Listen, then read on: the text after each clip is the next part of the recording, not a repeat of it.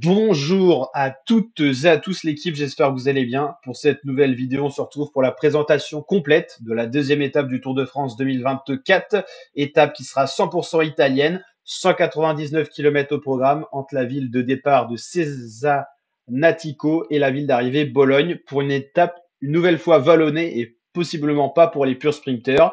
On aura pas mal de côtes au programme, donc pas mal de points pour le maillot du meilleur grimpeur. La côte de Monticino, 2 km à 7,5% de moyenne. Ce sera un petit peu le contraire de la veille, des côtes plus courtes. La veille, c'était plus des cols, mais des pourcentages beaucoup plus rudes, des côtes punchy un peu. La côte de Galisterna, 1 km à 12,8% de moyenne. La côte de Bodecino, la côte de Monte Calvo, la côte de San Luca et la côte de San Luca qui sera donc escaladée deux fois, 2 km à 10,6% de moyenne, de quoi faire des écarts pour les plus gros punchers du peloton.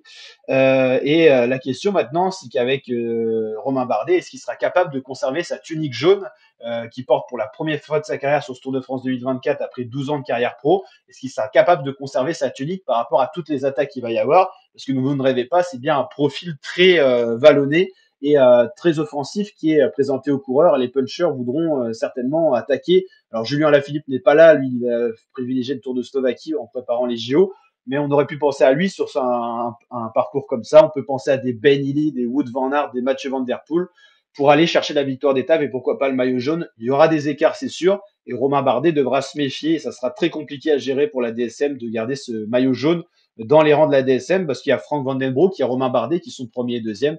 Donc l'objectif, ça sera pour eux de garder ce maillot qui pourrait conserver un petit peu plus longtemps s'ils arrivent à passer cette étape 2, sachant que l'étape 3, ça sera du tout plat pour les sprinters. Donc là, il y aura 10, 6 et 4 secondes pour les sprinters. Il n'y aura pas d'écart avec d'échappée normalement. Donc là, s'ils arrivent à conserver ce maillot jaune sur l'étape 2, l'étape 3, normalement, c'est du tout cuit, c'est du sprint. Donc ça peut être l'opportunité de garder ce maillot. Mais voilà, comme on l'a dit, il ne faut pas s'enflammer. Cette étape 2 va créer des écarts. L'étape 4, ça sera de la montagne, mais une arrivée en descente. On peut penser que Bardet est un bon grimpeur et qu'en descente, même s'il est lâché dans le Galibier, qui sera la dernière ascension du jour, il a les qualités de descendeur pour revenir dans la descente. Bon, on va pas s'enflammer, on va pas aller jusque là, mais en tout cas, c'était intéressant de voir ce qui nous attend pour cette première semaine de course. Étape 5, ça sera du tout plat. Étape 6, ça sera également, je crois, pour les sprinters, si je dis pas de bêtises, du tout plat. Étape 7, ça sera le contre-la-montre. Donc là, voilà, c'est là le problème pour Bardet qui n'est pas le meilleur. Donc là, il pourrait perdre sa tunique. Et après, on arriverait pour le week-end de cette première semaine de course avec samedi du sprint et dimanche, ça serait du sprint aussi avec des chemins blancs. Donc ça, on en reparlera. C'est assez spécifique. En tout cas, voilà, vous ne rêvez pas, Romain Bardet, bien, bel et bien maillot jaune. Un doublé avec Bardet et Vandenbroek qui a été toute la journée à l'avant. Vandenbroek, il faut vraiment lui tirer un grand chapeau parce que c'est grâce à lui que Bardet est maillot jaune. Et Vandenbroek, il a que 23 ans. Donc, en tout cas, il s'est montré au grand écran et sur le Tour de France, c'est vraiment là où il faut se montrer parce que vous êtes vraiment mis en avant. Et Van Aert, lui, de son côté, a réglé le sprint du peloton. On peut penser que s'il n'y avait pas eu Bardet et Vandenbroek devant, Van Aert aurait été le premier maillot jaune. Ça aurait été moins surprenant. Mais en tout cas, nous, on est très contents pour Romain Bardet. Un Français qui gagne la première étape et qui s'empare du maillot jaune, c'est coup double. Et puis Romain Bardet, on le sait, il n'est pas au début de sa carrière. Il avait annoncé sa retraite et tout. Donc c'est vraiment top pour lui. Ça récompense tous les efforts de sa carrière. Pogacar déjà quatrième au général. Voilà, on a Van Rijn, Sarandou, Pedersen, Evenpool huitième. Bernal, voilà. Bon, les gros favoris n'ont pas déçu. Hein. Des Pogacar, Vingegaard, Roglic étaient bien dans le dernier groupe. Guillaume Martin a été un des Français, un des seuls Français quasiment à s'accrocher dans ce dernier peloton en tant que Français leader au général. Roglic est bien là. Barguil était là aussi. Amirai, qui a réussi à rentrer, il a été lâché, mais il est revenu. Tout comme Romo, il avait été annoncé lâché, alors je ne sais pas trop s'il avait été lâché, mais il est revenu. Et puis après, voilà, Ben Illy qui a perdu un peu de temps, Paules, Julien Bernard qui a beaucoup roulé. Madouas qui a perdu du temps était dans l'échappée. Il y a déjà beaucoup de coureurs qui ont perdu du temps. Paul Lapéra, notre champion de France.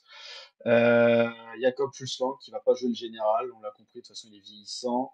Voilà. On n'a pas de vraie surprise. Bon, Van Der Poel qui fait 20 minutes, il sera pas maillot jaune cette année. Parce que lui, on sait que l'étape 2 peut lui plaire, mais il sera pas un danger pour Romain Bardet. C'est ça l'avantage d'être maillot jaune sur cette première étape, c'est qu'elle était tellement difficile qu'il y a déjà beaucoup de coureurs qui ont perdu du temps, donc potentiellement beaucoup moins de danger. Comment ça se fait qu'on a que 167 coureurs? C'est que tout le monde n'est pas arrivé ou qu'on a des hors délai. On va penser à Cavendish qui était très loin derrière, il n'est peut-être pas encore arrivé. Donc là, on n'a pas le classement complet. On l'a compris, il y a beaucoup de sprinteurs qui ont perdu du temps, des Gaviria, tout ça, des Maclay, Alexander Christophe, Jasper Philipsen. Donc c'est vrai que pour Romain Bardet, il n'a pas 176 coureurs à surveiller. David Godu qui a perdu une demi-heure, c'est une catastrophe. On l'avait dit pas capable de jouer le général, bon, c'est pas trompé. Lenny Martinez, une demi-heure aussi, c'est une catastrophe, hein. La FDJ, Marc Madiot doit être fou, là. Ouais, il n'y a pas tellement de coureurs encore bien placés au général, hein. Ça va être plutôt pas mal pour Bardet pour essayer de garder ce maillot jaune. La pure menace, on l'a dit, c'est l'étape 2. En gros, il a à peu près, on va dire, 52 coureurs à se méfier. Enfin, 51, vu qu'il n'est plus dedans.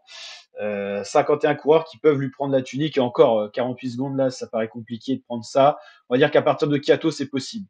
Pour même Benili, quand même. Parce que voilà. Il a 49 coureurs à se méfier pour l'étape 2, Romain Bardet. C'est mieux que 176, vous l'avez compris. On peut avoir peur aux punchers comme des Adam Yates et tout ça qui peuvent s'envoler dans la dernière côte sans Romain Bardet et donc aller chercher ce maillot jaune. En plus, à l'arrivée, il y a 10, 6 et 4 secondes de distribuer. Donc Adam Yates, Simon Yates, Roglic, Chicone, sont des dangers pour Bardet. On a cité certains, Vingegaard, Pogacar bien sûr sont dangereux, Pitcock aussi. Euh, Mats Pedersen moins parce qu'on l'a vu en difficulté dans les bosses. Et normalement Bardet est capable de suivre un Pedersen, quoi. Mais voilà, il faudra se méfier. Bien sûr, Wout van Aert qui est la principale menace parce qu'il est à 11 secondes. Donc il suffit de prendre une seconde sur Bardet plus les 10 secondes à l'arrivée. Si Bardet n'est pas dans les 3 premiers, il perd son maillot jaune. En tout cas, on va déjà apprécier Romain Bardet maillot jaune tout au long d'étape 2 et on pourra se projeter peut-être pour un Romain Bardet en jaune pendant une semaine. Tout dépendra de ce qui va arriver. Déjà, s'il passe l'étape 2 en jaune, il pourra arriver jusqu'au contre-la-montre normalement en maillot jaune. Donc ça sera déjà le principal. Et au contre-la-montre, là, on va pas se faire de plan sur la comète. Il devrait perdre ce maillot.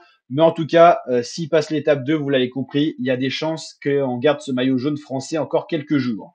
Ce qui est sûr, c'est que l'étape 1 est remportée par un Français, Romain Bardet, et que cette étape 2 va nous réserver un sacré spectacle. Qui va être capable d'aller gagner cette étape? Et est-ce qu'on aura un changement de maillot jaune? On le souhaite pas, du coup, vu qu'il est français, c'est rare à dire. Mais voilà. Allez, n'hésitez pas à liker, à partager, vous abonner. Ciao l'équipe.